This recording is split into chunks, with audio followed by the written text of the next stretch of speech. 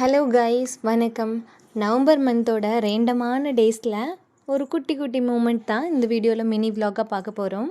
எங்கூட short hand class படித்த பொண்ணோட வெட்டிங்காக தான் மெஹந்தி போட வந்திருந்தாங்க.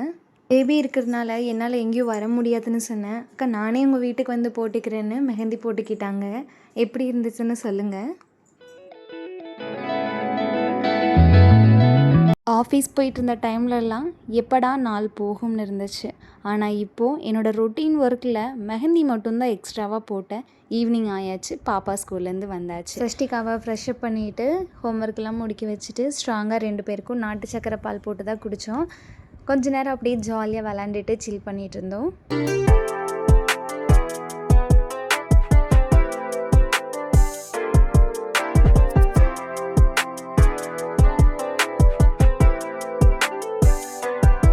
என்னோடய சிஸ்டரோட பர்த்டே. அவங்க கேக் வெட்டெல்லாம் இன்ட்ரெஸ்ட் இல்லைன்னு சொல்லிட்டாங்க. ஸோ வாங்கவும் இல்லை.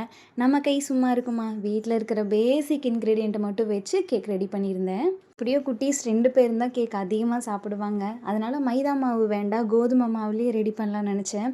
வாழைப்பழம், கரும்பு சக்கரை, புளிக்காத தயிர், நெய், இது எல்லாமே பஞ்சாமிர்தம் கலக்கிற மாதிரி தான் இருக்கும். பட் இருந்தாலும் நல்லா இருந்துச்சு டேஸ்ட்டு. கொஞ்சம் சோடா உப்பு, பிஞ்சு சால்ட்டு, இந்த எல்லா இன்க்ரீடியண்ட்டும் மிக்சர் ஜாரில் போட்டு நல்லா கூழ் மாதிரி பேஸ்ட் பண்ணி எடுத்துக்கிட்டேன். சப்போஸ் ரொம்ப கெட்டியாக இருந்துச்சுன்னா பால் சேர்த்துக்கலாம். இதை கோதுமை மாவில் போட்டு நல்லா மிக்ஸ் பண்ணிக்கணும். அவ்வளோதாங்க.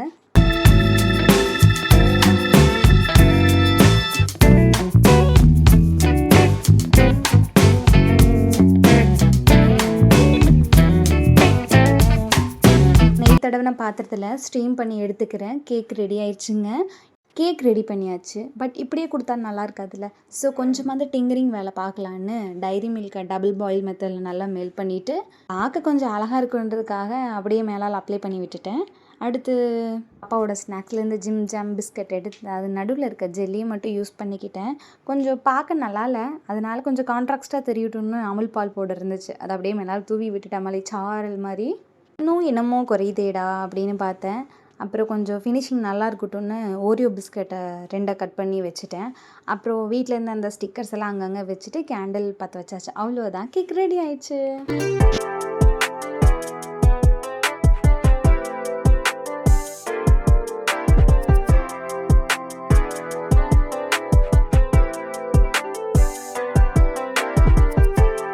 செடிக்கு தண்ணி ஊற்றியே ரொம்ப நாள் ஆச்சு. மழை பெஞ்சிட்டே இருந்ததுனால இங்கே பெரண்டை நல்லா உயிர் பிடிச்சி வந்திருக்கு. கற்பூரவள்ளி, அப்புறம் தக்காளி காஞ்ச மாதிரி இருந்தது. பட் அதுலேயே 3 தக்காளி பழுத்துருக்கு.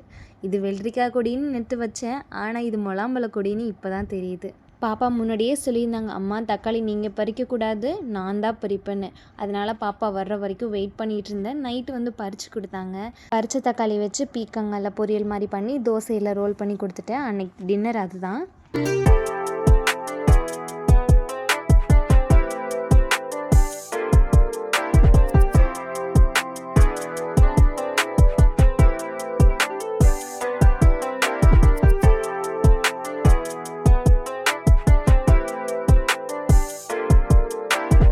பாப்பா வெஜிடபிள்ஸ் எல்லாம் விரும்பவே மாட்டாங்க. ஸ்கூலில் ப்ரோட்டீன் சாப்பிட சொல்லி டெய்லி சொல்லுவாங்க. சாப்பிட்டீங்கன்னா தான் நான் டைரியில் சைன் பண்ணுவேன்னு சொல்லியிருக்கேன். அதனாலேயே சாப்பிட்ருவாங்க.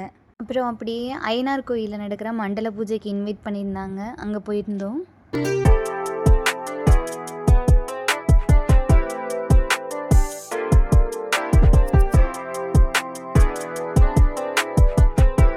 வீடியோவில் அப்ளை காட்டின பூச்செடிக்கும் இந்த செடிக்கும் ஒரு டிஃப்ரெண்ட் இருக்குது. என்னன்னு தெரிஞ்சால் மறக்காமல் கமெண்ட் பாக்ஸில் சொல்லுங்கள். இந்த வீடியோ பிடிச்சிருந்தா மறக்காமல் லைக் பண்ணிட்டு நம்ம சேனலை சப்ஸ்கிரைப் பண்ணிக்கோங்க.